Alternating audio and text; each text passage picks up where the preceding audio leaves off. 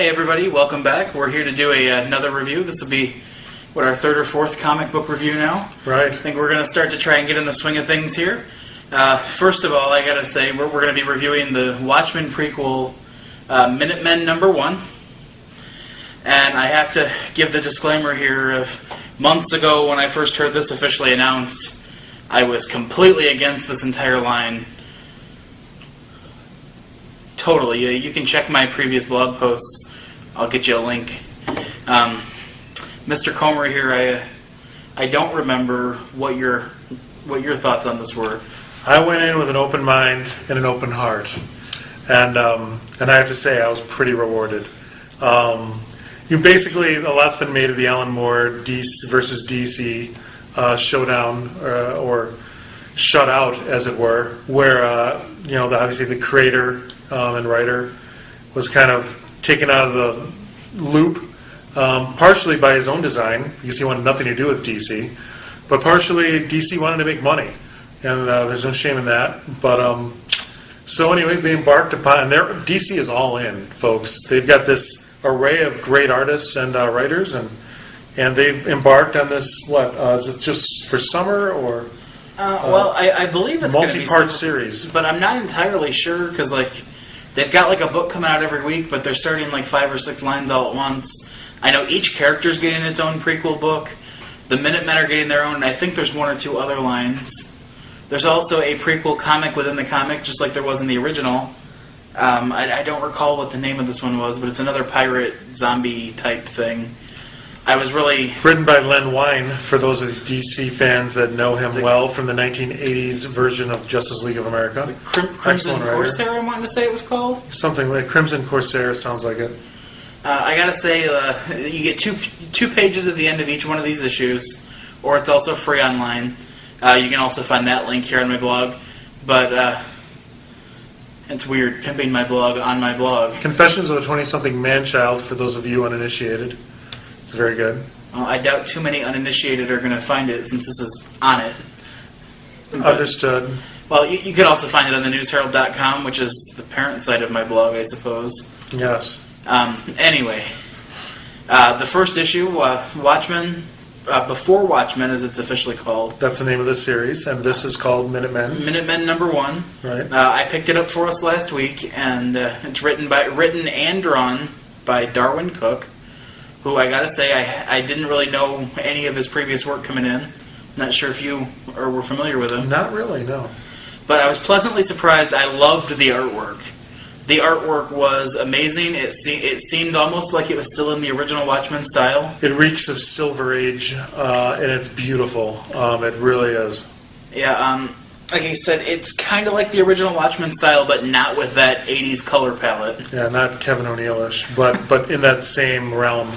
And I think one of the reasons why I didn't necessarily hate this, and I'm still holding out hope that I will hate the rest of the series.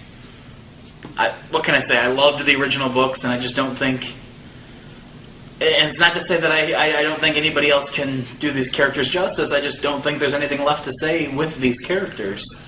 It's a popular belief. You've got the entrenched group that will not accept anything new. That's fine. But I'm hoping that I will still hate the rest of the series. But with this one, I think, I don't need to know any more about Dr. Manhattan. I know his story from how he became Dr. Manhattan to the end of the Watchmen, and that's all I need to know. But with the Minutemen, they were mentioned throughout the Watchmen here and there, but we didn't really know a lot about them. So I think this is the one type of the prequel that I do think I can allow myself to enjoy. It's going to be a 6-issue arc. We'll definitely be picking up the rest of the issues as they come out. Mm-hmm. Right, and it gives some really neat background on each of the members of the Minutemen, like the Silk Spectre, the Comedian, in the early days of the Comedian, and what's the old man who's the Night Owl? Night Owl. Night Owl, yes. He's actually pretty much the narrator. Right. It's just like we're getting the Under the Hood autobiography that was mentioned in the original Watchmen. Right. It's almost like we're just getting that expanded upon, and we're like he's reading it to us, basically. Mm-hmm. But it's more like he's sitting down and writing it in the first place because it's set back then. It's not set in current day. But it's not Dan Dryberg, who is Night Owl 2, and I don't remember the character's actual name outside of Night Owl. I know. I really should take notes before we do these. But like you said, it's kind of a separate part from the original canon. Yet it's something we only really saw in glimpses or in photos from the original Watchmen, and I found it great. The story moved well. You got a little snapshot of each of the members. Although we were kind of cheated from some good ultra-violence from the comedian.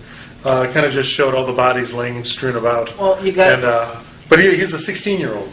So yeah, that's what I was going to get to. You got to remember that in this time frame, he's still just a child. Right, but he's already a costumed crime fighter. He's a wicked child, though. And I use crime fighter in quotes there because it seems like he's just looking for a fight, not really worrying about crime. Yeah, typical comedian. Classic comedian. And he really got the joke. Yeah, nice. So, but yeah, it moves really well. It shows a little glimpse of each member. The art's awesome. And really, I got a sense that it was really cool to revisit this world, this dark alternative timeline that's a reflection of our own. And I thought it was really cool. All right, so Mr. Komer, we're going to do this on an A to F scale. Yes. Pluses and minuses. What's your rating? Hey, B plus. I couldn't quite go in the A range. I'm really excited to see where this takes us. But what about you, Dave? Well, I went into this wanting to hate it. It made me not hate it. I'm not in love with it, but I didn't hate it. It worked for me. I got to say, it's a solid B. And that's something considering how curmudgeonly I went into this. I really wanted to hate it. And that's I know a lot of people. You are not alone, and probably you're not alone. You probably know people as well. And just Silk Spectre #1 came out this week. I'll be picking that up over the weekend. We'll both be reading it and bringing you the review of Silk Spectre #1 any day now. Alan Moore territory is sacred, hollow ground, and I will treat it as such in my grading scale. But like I said, I was open for this. I didn't just see this as a DC cash grab like some people. I see this as a chance to explore untapped opportunities of a lot of these characters that are beloved. Granted, I may have a different take when Rorschach #1 comes around. Now, I will tell you, I do still see it just as a DC cash grab, but they're doing it in the way, at least with this first issue, they did it in a way that made me enjoy it.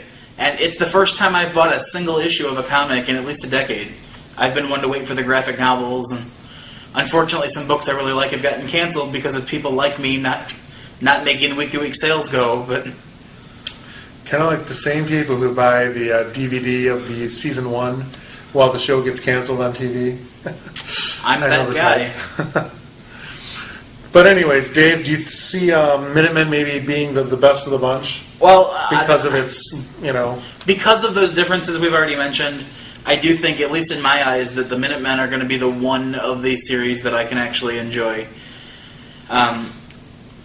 The Silk Spectre, again, we may still be okay with the Silk Spectre #1. What about the comedian? I mean, we've only really seen glimpses of him in flashbacks, and he dies on the first page. Well, the second this is what I was getting, and the same thing with Silk Spectre #1. Mm-hmm. If it's the original Silk Spectre story we're getting, right, I may enjoy that. If it's Silk Spectre 2, which Sally Jupiter, the one we know, sure, I don't really care for any more of her story. I've got enough.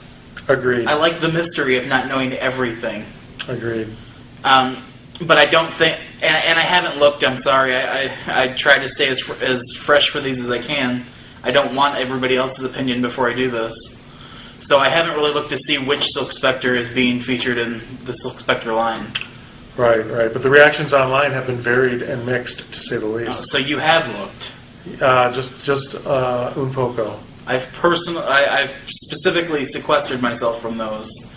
But now that we've got this done, I'll be going out and looking and seeing how vindicated my opinion is. Hey, like I said, I really did enjoy it. I think there's potential. I'm generally against prequels of any sort.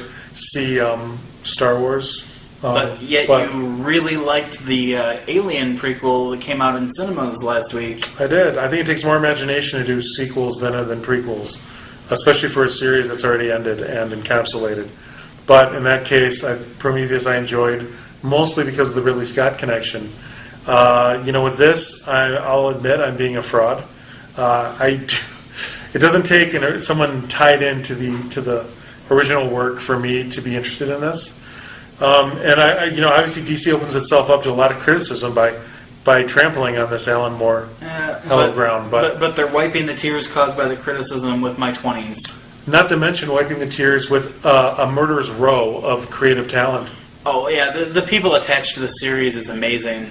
They're not idly just trampling through the minefield. Yeah. They're going in completely armored. They didn't give a call and be like, "Hey Dave, you want to write a book?" Exactly. Yeah, there's a who's who of names that everyone will enjoy, and frankly that I'm looking forward to. Anyway, I give it a B. He gives it a B+. Check out our next review, Silk Spectre #1, coming at you.